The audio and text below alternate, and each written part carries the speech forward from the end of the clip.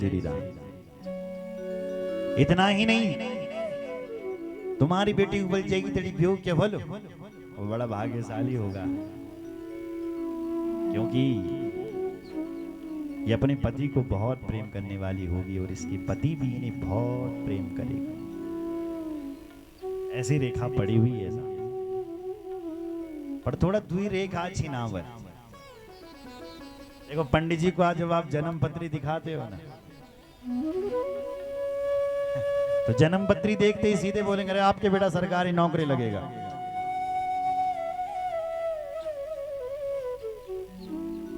दूसरा बिजनेसमैन बनेगा, प्रभावशाली ग्रह है, पर थोड़ा कमी है। क्या कमी साहब? राहु की दशा लगी।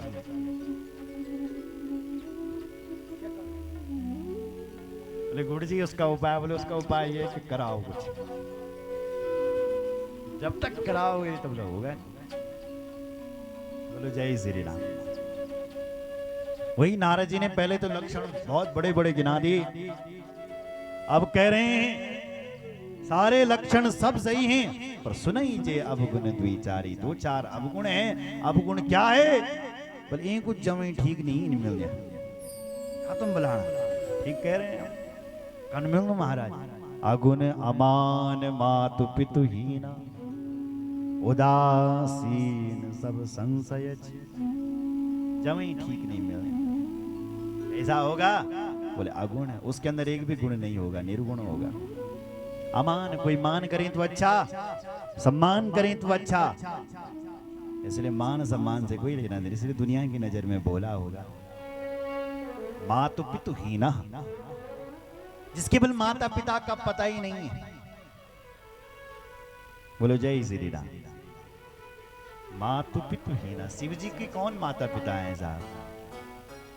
इस कलयुग की आयु है 4,32,000 वर्ष। ध्यान से सुनो, कलयुग की आयु कितनी है? 4,32,000 वर्ष, जिसमें अभी 5,000 कुछ वर्ष बीते हैं साहब। अभी प्रथम चरण चल रहा है, और जब चौथा चरण चलेगा तो मनुष्य की उम्र 16 साल की रहेगी केवल मात्र। अभी जो मनुष्य की उम्र है वो 120 वर्ष 5 दिन की है। वर्षे वर्षे क्रमा जाता, जैसे समय आगे बढ़ता चले जाएगा मनुष्य की उम्र 16 साल की हो जाएगी। तो कलयुग की पूरी आयु है 4,32,000 वर्ष। इसको दुगना कर दो तो द्वापर की आयु बन जाती है 8,64,000। इसमें कलयुग की आयु जोड़ दोगे तो त्रेता की आयु निकल जाएगी। त्रेता की आयु में कलयुग की आयु जोड़ दोगे तो सतयुग की आयु निकलती है। तो चारों युग बीत जाते, इसको कहती है महायुग। चारों युग बीत गए हमारे। चारों युग जब ध्यान से सुनो 71 बार बीत जाते हैं। कितनी बार? 71 बार। तब एक मनवंतर होता है। इतनी आयु जो है देवराज इंद्र की है, एक मनवंतर की।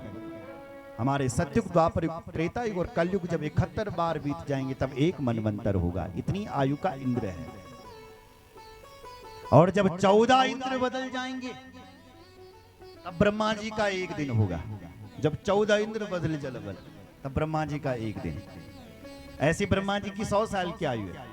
जब 5,40,00,000 ब्रह्मा बीत जाएंगे, बदल जाएंगे, तब भगवान शिव जी की पलकें झपकती है साहब। क्या झपकती है? केवल मात्र पलकें झपकती है महादेव सदा स्नान। और तब देखो लगे शिव जी ने दाढ़ी वाला, क्या लिखा है शिव जी दाढ़ी वाले? शिव जी तो किशोर अवस्था वाले हैं साहब। भगवान शिव जी की अवस्था तो 12 साल की है। जो भगवती भुवनेश्वरी के साथ बैठे हुए हैं महाराज मणिद्वीप धाम में भगवान सदाशिव, कैसे कैसे चित्र बना करके दिखा देते हैं। इसलिए कह रहे हैं मातु पितु हीना, ये कोई माता पिता नहीं, क्योंकि शिव जी ही जगत की माता पिता है। इसलिए कहा मातु पितु, ऐसा पति होगा भले इसका। उदासीन सब संशय छीन, ऐसा पति है। जोगी जटिल अकामन, नगन अमंगल भेष, अस स्वामी एह कह मिलई, परिह मस्त असिरे। सुनो हिमाचल जी, तुम्हारी बेटी को जो बलपति केवल जवई केवल तैन जोगी वाणु जोगी को हण वेले बोलो ना साहब जोगी हमारे यहाँ गढ़वाल में साधु तीन जोगी बलाने न बलान साहब जोगी युवल जोगी जटिल अकाम मन मन में कोई कामना नहीं नगन अमंगल भेष। भगवान नारायण का भेष अच्छा है, कौस्तुभ मणि गले में पड़ी है साहब, लेकिन शिव जी के गलों में क्या बल पड़िया सांप बिच्छू, इसलिए अमंगल भेष। अस स्वामी एह के मिलई, यानो स्वामी में बोल तुम्हारी बेटी। हिमाचल जी की पत्नी मैना ने कहा मैं अपनी बेटी को लेकर के पहाड़ से गिर जाऊंगी महाराज, पर मैं न जमेंगी तेरी अपनी बेटी को ब्याह ना करूंगी। नारद जी ने कहा घबराओ मत, मैंने जितनी भी दोष बताए हैं वो सब शिवजी बाबा में दिखाई दे रहे हैं, और यदि तुम्हारी बेटी का विवाह यदि भगवान शिवजी से हो गया तो जो अवगुण हैं वो दिव्य गुणों में मिल जाएंगे। जय जय बर के दोष बखाने, ते सब शिव पे मैं अनुमान, जो विवाह शंकर सन होई, दोष गुण सब कह सब कोई, दोष गुण सब कह सब कोई, दोष गुण सब कह सब कोई, दोष गुण सब कह सब कोई।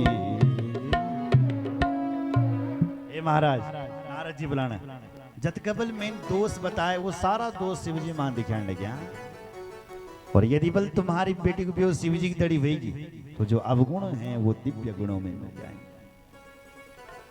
क्योंकि भगवान शिव भावी को मिटाने वाले हैं।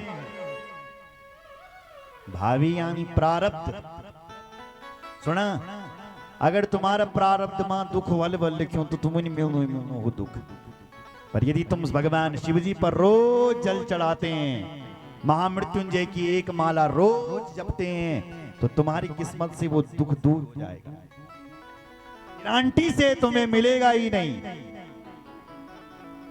क्योंकि भगवान शिव भावी को मिटाने वाले हैं। प्रारब्ध में जो दुख लिखा है वह उसको मिटाने वाले, क्योंकि भगवान शिव बल सामर्थ्यवान, और सामर्थ्यवान व्यक्ति तो कुछ भी कर सकता है। समरथ को नहीं दोष गोसाई, समरथ को नहीं दोष गोसाई, समरथ को नहीं दोष गोसाई। रवि पावक सुर सर की नाई, रवि पावक सुर सर की नाई, रवि पावक सुर सर की नाई, रवि पावक सुर सर की नाई। समरथ को नहीं